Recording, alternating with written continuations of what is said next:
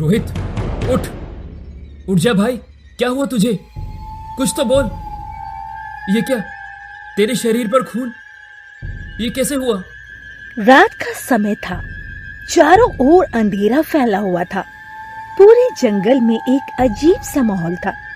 जंगली सियार की आवाज उस डरावने माहौल को और खतरनाक बना रही थी। रोहित बेजान होकर सोहन की गोद में पड़ा था और सोहन भी रोहित के खून से सना आंखों में आंसू लिए रोहित को उठाने की नाकाम कोशिश कर रहा था। बहुत मजाक हो गया, अब उठ भी जा। नहीं तो मैं तेरी माँ से बता दूंगा कि तू पेपर में फेल हो गया था और तूने 0 को 10 बनाकर कहा था कि तू क्लास में फर्स्ट आया है। पर सामने से कोई जवाब नहीं आया। जब सामने से कोई जवाब नहीं आया तो सोहन फूट फूट कर रोने लगा। ये सब कैसे हुआ और रोहित ऐसे खून में कैसे सना हुआ है? हमें इस बात का पता लगाने के लिए शुरू से जानना होगा कि उनके साथ क्या हुआ और वो इस जंगल में कैसे आए।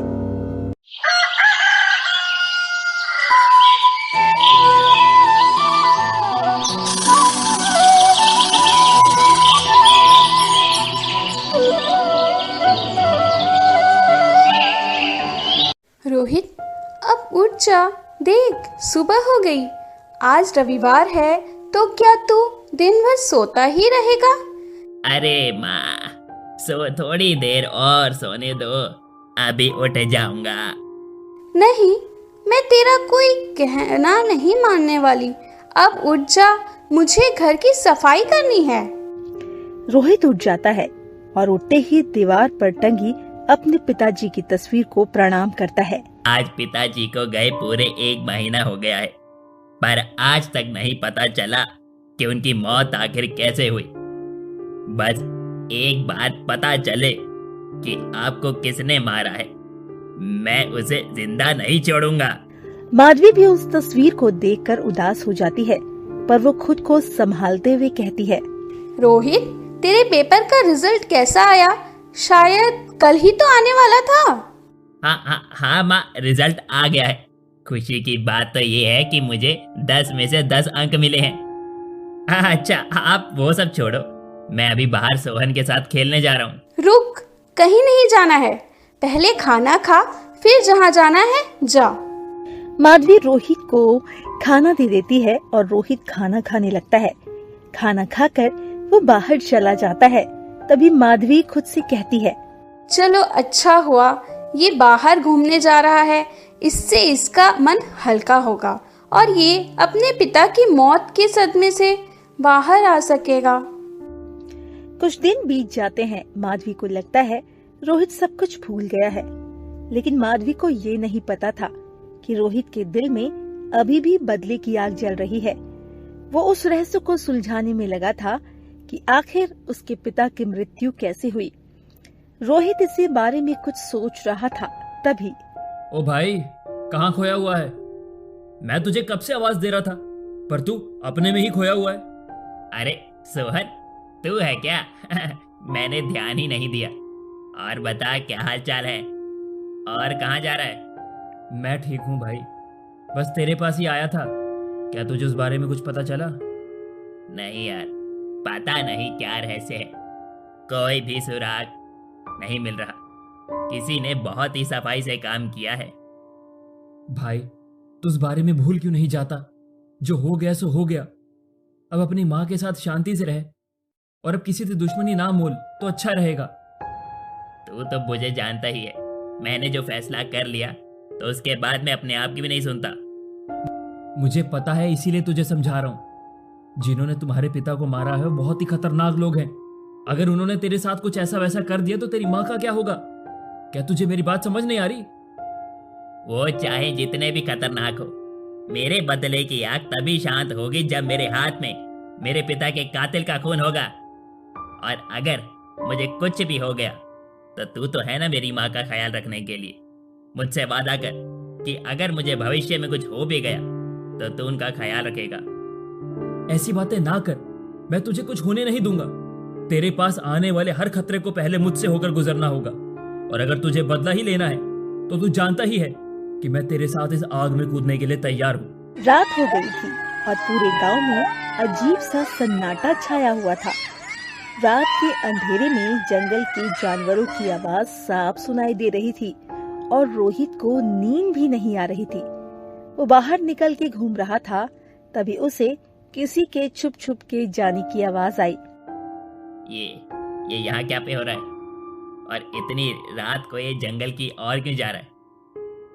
वैसे तो ये बिना 4 आदमियों के बाहर भी नहीं निकलता और आज अकेले ही जंगल की ओर जा रहा है। जरूर कोई माजरा है, चलकर पता करता हूँ। रोहित चुपचाप उस इंसान का पीछा करने लगता है और उधर सोहन भी रोहित की चिंता में सो नहीं पा रहा था। वो भी अपने घर से बाहर निकल आया और उसने छुप के जाते हुए रोहित को देखा। ये भला इतनी रात को छुप के जंगल की ओर कहाँ जा रहा है? कहीं इसे नींद में चलने की बीमारी तो नहीं है? ये तो चल के ही पता चलेगा। हालांकि सोहन ने उस व्यक्ति को नहीं देखा था जिसका पीछा रोहित कर रहा था। कुछ देर सोहन ने रोहित का पीछा किया और फिर अचानक रोहित सोहन की नजरों से गायब हो गया। जंगल में बहुत अंधेरा था और बहुत ही भयानक माहौल था। जंगल में सियारों की आवाज दिल दहला देने वाली थी। हे भगवान, पता नहीं इस रोहित को क्या सूझा जो इतनी रात को जंगल में आ गया। मेरी तो डर के मारे हालत पतली हो गई है। बिना उसे लिए बिना जा भी नहीं सकता। चल सोहन बेटा, आज तेरी दोस्ती की परीक्षा है। बहुत लंबी लंबी फेंकता था ना, अब झेल। सोहन की डर के मारे हालत खराब थी। थोड़ी सी सरसराहट से उसका कलेजा बाहर आ जाता था, पर दोस्तों की खातिर उसने रोहित को ढूंढने का फैसला किया। तभी उसे झाड़ी के पास से एक आवाज आई। सोहन डर जाता है और उस झाड़ी के पास जाता है और देखते ही चौंक जाता है। रोहित, तू यहाँ है? मैंने तुझे कहाँ कहाँ नहीं ढूंढा। तू कुछ बोल क्यों नहीं रहा? रोहित, उठ जा भाई, क्या हुआ तुझे? कुछ तो बोल। ये क्या, तेरे शरीर पर खून? ये कैसे हुआ? रात का समय था। चारों ओर अंधेरा फैला हुआ था। पूरे जंगल में एक अजीब सा माहौल था। जंगली सियार की आवाज उस डरावने माहौल को और खतरनाक बना रही थी। रोहित बेजान होकर सोहन की गोद में पड़ा था और सोहन भी रोहित के खून से सना आंखों में आंसू लिए रोहित को उठाने की नाकाम कोशिश कर रहा था। बहुत मजाक हो गया, अब उठ भी जा। नहीं तो मैं तेरी माँ से बता दूंगा कि तू पेपर में फेल हो गया था और तूने 0 को 10 बनाकर कहा था कि तू क्लास में फर्स्ट आया है। पर सामने से कोई जवाब नहीं आया। जब सामने से कोई जवाब नहीं आया तो सोहन फूट फूट कर रोने लगा। अब सोहन के दुख के सामने उसका डर कहाँ गायब हो गया, ये सोहन भी नहीं जानता था। मैंने तुझे मना किया था, किसी से दुश्मनी मत बोल ले, पर मेरी बात तो सुनता कहाँ है? अब मैं तेरे बिना क्या करूं? क्या जवाब दूं तेरी माँ को? सोहन रात भर रोता हुआ रोहित के बेजान शरीर से बात करता रहा, पर उसे कोई जवाब नहीं मिला। अब सुबह होने वाली थी, पर जंगल में अभी भी अंधेरा था। तभी गांव के कुछ लोग मशाल लेकर जंगल में आते हैं और सोहन और रोहित को ढूंढने लगते हैं। तभी माधवी रोहित को खून से लथपथ देखती है। रोहित, क्या हुआ मेरे बेटे को? बोल बेटा, कुछ तो बोल। ये बोल क्यों नहीं रहा? अब वो कभी नहीं बोलेगा आंटी। अब वो हमारे साथ नहीं रहा, वो हमें छोड़ के जा चुका है। माधवी के ऊपर मानो दुख का पहाड़ टूट पड़ा हो। अब उसकी आखिरी उम्मीद जिसने उसे जिंदा रखा था, अब वो भी टूट चुकी थी। पूरे गांव के लोग सोहन को ही रोहित की मौत का दोषी मान रहे थे, पर अब सोहन एक जिंदा लाश था। उसे किसी से कोई फर्क नहीं पड़ता था। उसके वादे ने ही उसे अभी तक जीवित रखा था। एक सरपंच का दोस्त भैरव कहता है, ए लड़के, रोहित और उसके पिता को खाने के बाद भी तेरा मन नहीं भरा, जब उसकी माँ को भी मारना चाहता है? तू इस गांव से दफा क्यों नहीं हो जाता पानोती कहीं के? तुझे रोहित के पिता ने रहने की जगह दी और तू उनके परिवार को ही खा गया।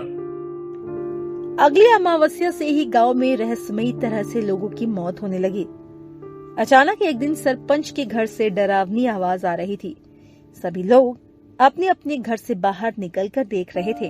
तभी सरपंच डरते हुए अपने घर से बाहर आया। क्या वो सरपंच जी, और ये इतनी डरावनी आवाज तेरे घर से क्यों आ रही है? क्या वो तुम्हें नहीं दिखाई दे रहा? कृपा करके मुझे उससे बचा लो। माधवी ने बिना उस खतरनाक चीज को देखे कहा। उसे पूरा यकीन था वो उसका बेटा है। आखिर एक माँ ही अपने बच्चे को पहचान सकती। रोहित बेटा, ये तू है ना? मुझे पक्का यकीन है तू यहीं कहीं है। अब सामने आ जा। क्या वो तुम्हें नहीं दिखाई दे रहा? कृपा करके मुझे उससे बचा लो। इतना बोलने से पहले सरपंच हवा में उड़ जाता है और अगले ही पल हवा में एक भयानक आकृति प्रकट होती है। वो रोहित की आत्मा थी। बेटा, इसे छोड़ दो, मैं तुम्हारी माँ हूँ, पहचाना मुझे? हाँ माँ, मैं आपको कभी नहीं भूल सकता। मैं इस कमीने को कभी माफ नहीं करूँगा। आखिर इसकी गलती क्या है जो तू इसकी जान के पीछे पड़ा है? माँ, इसी ने पिताजी को मारा है। इसी की वजह से मेरा ये हाल है। अब बोल, तूने ऐसा क्यों किया? मैं अभी तुझे यमलोक पहुंचा दूंगा। बताता हूँ। वो रोहित के पिता ने जंगल में खजाना खोजा था और वो उसका इस्तेमाल लोगों की भलाई के लिए करना चाहते थे। इसीलिए मैंने उसे मार कर खजाना अपने कब्जे में कर लिया। इस काम को मैं अकेले नहीं कर सकता था, इसीलिए मेरे दोस्त को भी मेरे साथ ले लिया। मैं उस दिन जंगल जा रहा था और रोहित ने मेरा पीछा किया। खजाने के बारे में वो जान चुका था, इसीलिए मैंने उसे भी मार दिया।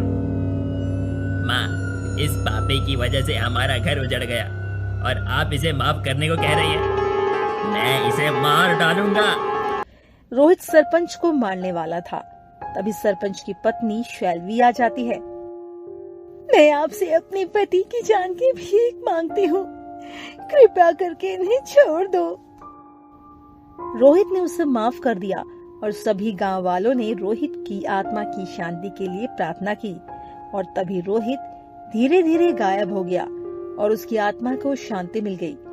गांव वालों ने सरपंच को गांव से निकाल दिया और उस पूरे खजाने को लोगों की भलाई के लिए इस्तेमाल किया गया।